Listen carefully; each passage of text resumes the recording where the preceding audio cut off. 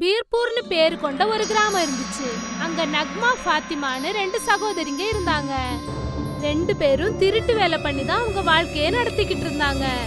ஃபாத்திமா, நம்ம போன வாட்டி திருடின பொருள் எல்லாமே காலியாக போகுது. நம்ம திருடுறதுக்கு வேறொரு வீடு பார்த்தே ஆகணும். நான் வீடு பார்த்து வச்சுட்டேன். லகர் சிங் வீட்ல கல்யாணம் நடக்க போகுது. அதனால அவங்க வீட்ல நிறைய பொருட்கள் இருக்கும். இன்னைக்கு நம்ம அவங்க வீட்லயே போய் எல்லாத்தையும் திருடலாம். லகர் சிங் வீட்ல மோளம் அடிச்சிட்டு இருப்பாங்க.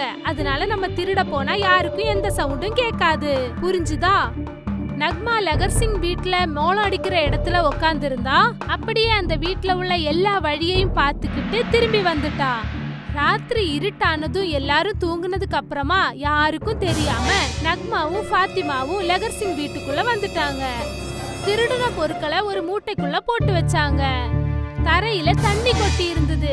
இருட்டா இருந்ததுனால நக்மாவுக்கு அந்த தண்ணி தெரியல. அவ அந்த தண்ணியில வழுக்கி அங்க இருந்த பாத்திரங்கள் மேல விழுந்துட்டா. பாத்திரங்கள் எல்லாம் கீழே விழுந்துச்சு. பாத்திரங்கள் விழுந்த சத்தத்தை கேட்டு லகர் சிங் வீட்ல இருந்த எல்லாரும் அங்க வந்துட்டாங்க. அட, நக்மாவும் ஃபாத்திமாவும் என் வீட்ல திருட வந்தாங்களா? எல்லாரும் நல்லா கேளுங்க.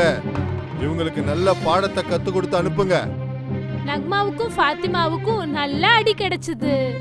அப்புறம் லகர் சிங் கிராமத்து தலைவரை பார்த்து பேசிட்டு அவங்க ரெண்டு பேரையும் ஊரை விட்டே அனுப்பிச்சிட்டாங்க. ஃபாத்திமா, இப்ப நம்ம எங்க போறது? வீடு இல்லாம நம்ம எங்க தங்குறது? சொந்தம்னு சொல்ல கூட யாரும் இல்ல. காட்டுக்குள்ள ஒரு பூதம் இருக்கிறத நான் கேள்விப்பட்டிருக்கேன். அந்த பூதத்தோட லங்கோட்டாவை நம்ம திருடி வச்சுக்கிட்டோம்னா நம்ம சொல்றதெல்லாம் அந்த பூதம் கேக்கும். அப்புறம் நம்ம என்ன வேணா அதை பண்ண வைக்கலாம். அத வச்சு நம்ம கிராமத்துல உள்ள ஆளுங்களை பழி வாங்கலாம்.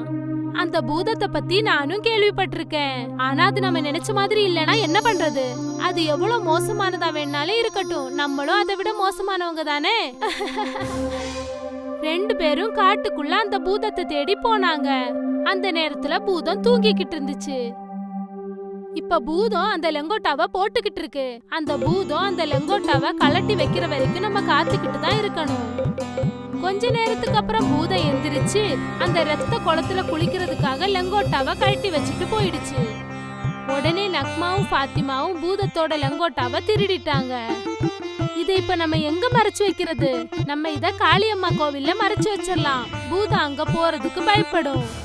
பூதம் திரும்பி அந்த இடத்துக்கு வர்றதுக்குள்ள நக்மாவும் ஃபாத்திமாவும் அந்த லெங்கோட்டாவை தேவியோட கோவில்ல மறைச்சு வச்சுட்டு அந்த இடத்துக்கு வந்தாங்க. அட, என்னுடைய லங்கோட்டி எங்க? இங்க தானே வச்சிருந்தேன். உன்னோட லங்கோட்டா இப்ப எங்க கிட்ட இருக்கு? என்னுடைய லங்கோட்டாவை எனக்கு திரும்ப கொடுத்துடு. ஒரு பேயோட லங்கோட்டாவை எடுக்கிறதுக்கு உங்களுக்கு எவ்வளவு தைரியம்? சொல்லுங்க. நாங்க உங்க லங்கோட்டாவை திருப்பி கொடுத்துறோம். ஆனா அதுக்கு பதிலா நீங்க எங்களுக்கு சில வேலை செய்யணும். என் லங்கோட்டாவை வாங்கறதுக்கு நான் என்ன செய்யறதுக்கு தயாரா இருக்கேன். உன்னோட முதுகுல எங்களை உட்கார வச்சு கிராமத்துக்கு கூட்டிக்கிட்டு போகணும். பூதம் அவங்க ரெண்டு பேரையும் அவரோட முதுகுல உட்கார வச்சு பறந்து அவங்க கிராமத்துக்கு அவங்கள கூட்டிக்கிட்டு போச்சு. அவங்க ரெண்டு பேரும் கிராமத்துக்கு போன உடனே அவங்க பூதத்துக்கிட்ட சொன்னாங்க, எல்லாரு வீட்டுக்குள்ளயும் பெரிய பெரிய பனிக்கட்டி மழைய பொழியவை. எல்லாரோட தலையும் உடையட்டும் சீக்கிரமா. கிராமத்துல எல்லாரோட வீட்டுக்குள்ளயும் பனிக்கட்டி மழை பொழிய ஆரம்பிச்சது. கிராமத்து ஜனங்க எல்லாரும் கத்திக்கிட்டும் பயந்துகிட்டும் அவங்க வீடை விட்டு வெளியே ஓடி வந்தாங்க. நக்மாவும் ஃபாத்திமாவும் கிராமத்து ஜனங்களோட இந்த நிலைமைய பார்த்துட்டு சத்தமா சிரிச்சாங்க. சரி பூதமே, இப்போ கிராமத்துக்கு நடுவுல எங்களுக்காக ஒரு தங்க மாளிகை கட்டு. அந்த மாளிகையை பாக்குறவங்க முகமெல்லாம் கருப்பா மாறிடணும். பூதம் தன்னோட சக்தியை பயன்படுத்தி அந்த கிராமத்துக்கு நடுவுல அந்த ரெண்டு சகோதரிகளுக்காக ஒரு பெரிய தங்க மாளிகையை செய்து கொடுத்தது. ரெண்டு சகோதரிகளும் அந்த பூதத்தை தன்னோட வேலைக்காரனா மாத்திட்டாங்க. அந்த பாவம் பூதம் அதோட லங்கோட்டிக்காக அவங்க சொல்ற எல்லா வேலையும் செஞ்சுச்சு.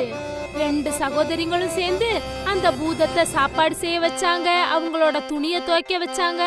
இன்னொரு பக்கம் கிராமத்து ஜனங்க ரொம்ப கவலையில இருந்தாங்க. அந்த பக்கம் போற ஜனங்க எல்லாம் எப்படியா இருந்தாலும் நக்மா ஃபாத்திமாவோட அந்த தங்க மாளிகைய பார்க்க வேண்டி வந்துச்சு. வேற வழி இல்ல. ஆனா யாரெல்லாம் அந்த தங்க மாளிகைய பாக்குறாங்களோ அவங்களோட முகம் எல்லாம் உடனே நிரந்தரமா கருப்பா மாறிடுச்சு. இதனால கிராமத்துல பாதி ஜனங்க கருப்பா மாறிட்டாங்க. கிராமத்து ஜனங்க தங்களோட பிரச்சனையை சொல்றதுக்காக தலைவரை பார்க்க வந்தாங்க. தலைவரே, அந்த நக்மாவும் ஃபாத்திமாவும் அந்த பேயோட சேர்ந்துக்கிட்டு நம்ம கிராமத்துல இருக்கிற ஜனங்களை எல்லாரையும் துன்புறுத்திக்கிட்டே இருக்கிறாங்க. அதே மாதிரி நிறைய பேரு அவங்களால கருப்பாயிட்டாங்க. அவங்களுக்கு கல்யாணம் பண்ணணும்னா ரொம்ப கஷ்டமா இருக்கு. நீங்க தான் ஏதாவது ஒண்ணு பண்ணணும். கவலைப்படாதீங்க. இங்க இருக்கிற எல்லா பிரச்சனைகளை பத்தியும் நான் ஒரு பெரிய சாமியார்கிட்ட சொல்லியிருக்கேன். அவர் நாளைக்கு இங்க வராரு. அடுத்த நாள் சுவாமி கிராமத்துக்கு வந்தாரு. அவரோட திவ்ய திருஷ்டி மூலமா நக்மாவும் ஃபாத்திமாவும் அந்த லங்கோட்டை எங்க மறைச்சு வச்சிருக்காங்கன்னு கண்டுபிடிச்சாரு.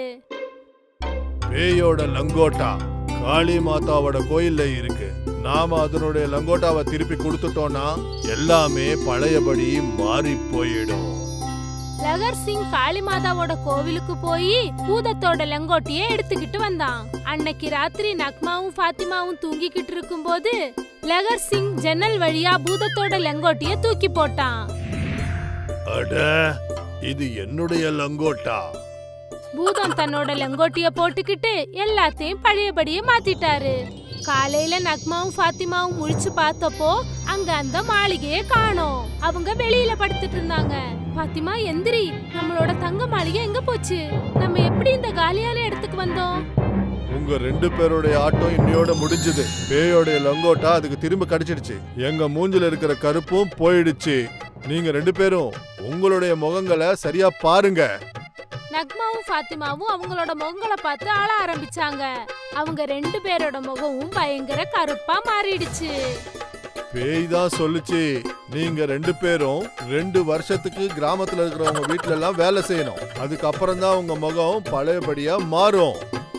இந்த மாதிரி தான் அந்த 2 சகோதரிகளுக்கும் அவங்க செஞ்ச தப்புக்கான தண்டனை கிடைச்சது.